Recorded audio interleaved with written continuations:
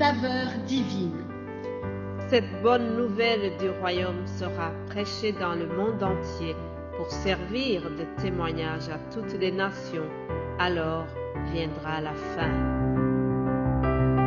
Ce pain céleste vous est présenté par Immaculée Niraneza.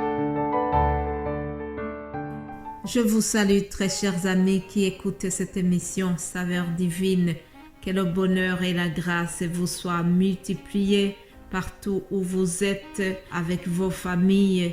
Vraiment, c'est avec une grande joie que je viens terminer cette semaine. Nous l'avons commencé ensemble et je bénis le Seigneur qui nous a protégés, qui nous fait arriver ce vendredi.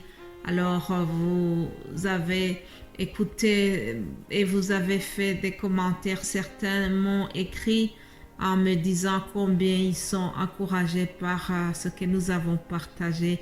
Soyez bénis abondamment. Je vous propose de commencer notre méditation par le psaume 59 au verset 17 où il est écrit « Et moi je chanterai ta force dès le matin, je célébrerai ta bonté, car tu es pour moi une haute retraite, un refuge au jour de ma détresse.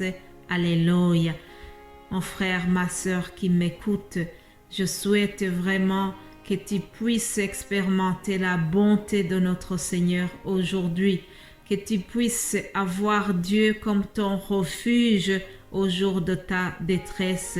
Fais appel à lui et il viendra à ton secours. Alléluia. Voilà, continuons maintenant notre thème de la patience. Nous avons déjà parlé de Jésus-Christ qui est notre modèle de patience et je vous ai aussi parlé un peu de Joseph. Aujourd'hui, nous allons continuer et terminer cette notion de la patience. En terminant, je voudrais souligner deux choses. La patience, c'est un caractère de chaque chrétien. Ah oui, la patience, ça doit vraiment nous caractériser en tant que les enfants de Dieu. La patience est le fruit du Saint-Esprit. Éphésiens chapitre 4, au 1er jusqu'au 2e verset, je lis ceci. Je vous exhorte donc, moi, le prisonnier dans le Seigneur, à marcher d'une manière digne de la vocation qui vous a été adressée, en toute humilité et douceur, avec patience, vous supportant les uns les autres avec amour. Vous voyez que l'apôtre Paul demande à ses amis d'être humbles et d'être doux les uns envers les autres et d'avoir la patience en se supportant les uns les autres avec amour. La patience fait partie de l'ADN de chaque chrétien. La patience, c'est le fruit du Saint-Esprit. Je vous souhaite et je le souhaite à moi-même que Dieu me donne vraiment d'être patiente. Il y a quelques avantages qui sont liés à la patience que nous devons avoir en tant que chrétiens. Ah oui, il y a des avantages, chers amis, il y en a beaucoup, mais je vais en citer quelques-uns. Lisons Romains 5 au verset 3. Il est écrit « Bien plus, nous nous glorifions même des afflictions, sachant que l'affliction produit la persévérance. La persévérance, la victoire dans l'épreuve. Et cette victoire, l'espérance. » Alléluia. Si je résume ce verset, il nous dit que dans l'affliction ou bien dans l'épreuve, nous devons être persévérants, garder la persévérance et la patience. Mettez vraiment en parallèle le mot patience et persévérance, ils sont jumeaux. Alors, dans l'affliction ou dans l'épreuve, nous devons faire preuve de patience. Et cette patience va nous amener à la victoire. Alléluia. Et la victoire nous conduit à l'espérance. Notre espérance, c'est laquelle? Notre espérance, c'est la vie éternelle. Voilà, chers amis, la patience est là pour aiguiser notre maturité spirituelle. Si tu restes patient dans l'épreuve, la manière dont tu te conduis dans l'épreuve, ça va déterminer ton attachement à Dieu et ta maturité spirituelle. Alors, tout cela se mesure par la patience que nous témoignons durant les moments difficiles, durant les épreuves. Hier, je vous ai dit ce verset qui dit « C'est dans le calme et la confiance que sera notre force ». Je vais encore une fois ajouter que c'est dans le calme et la patience que sera notre force, notre réussite, notre victoire.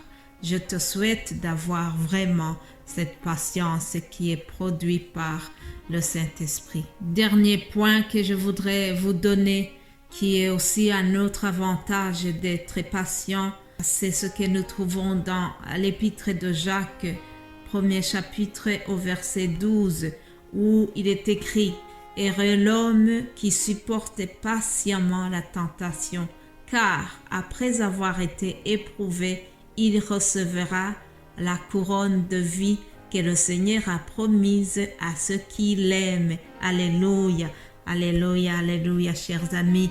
Il y a une couronne de vie qui nous attend là-haut au ciel. La couronne de vie nous sera donnée, mais elle est réservée à ceux qui sont restés patients jusqu'au bout. Et cette couronne est réservée à ceux qui ont gardé la crainte de Dieu pendant l'épreuve.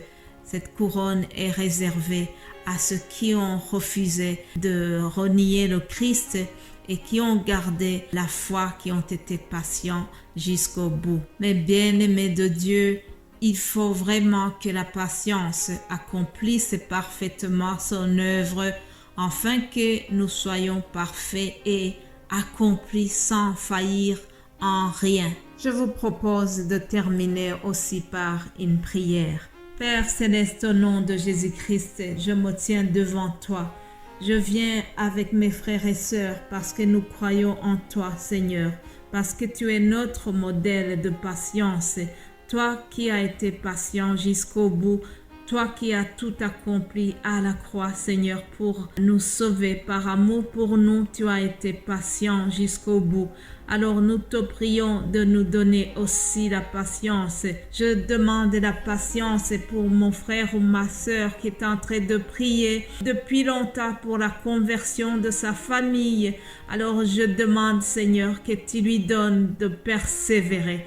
Persévérer, ne pas se décourager, garder la patience, sachant que toi, tu nous as promis que si nous sommes sauvés, nous le serons aussi avec notre famille. Alors, Seigneur, nous prions pour nos familles, les membres de nos familles qui ne sont pas sauvés, pour que tu penses à eux, pour que tu leur donnes vraiment de te connaître et de se repentir, Seigneur. Je prie aussi pour celle ou celui qui prie pour sa guérison, Seigneur. Nous prions pour que nous soyons guéris. Nous déclarons que par tes meurtrissures, nous sommes guéris. Alléluia.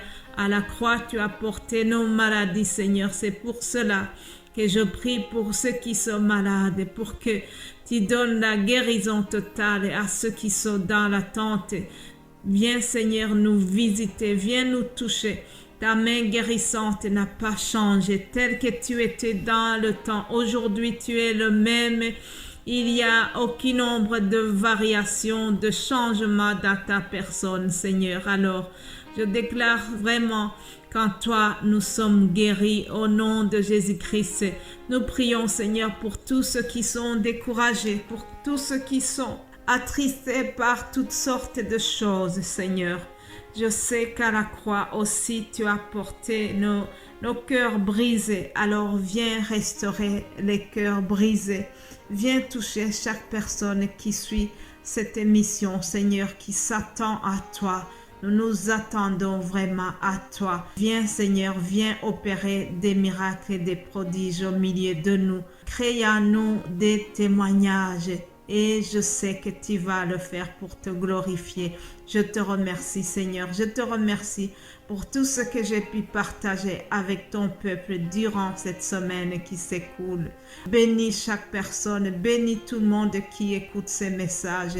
Bénis les frères et sœurs qui partagent les messages dans d'autres langues.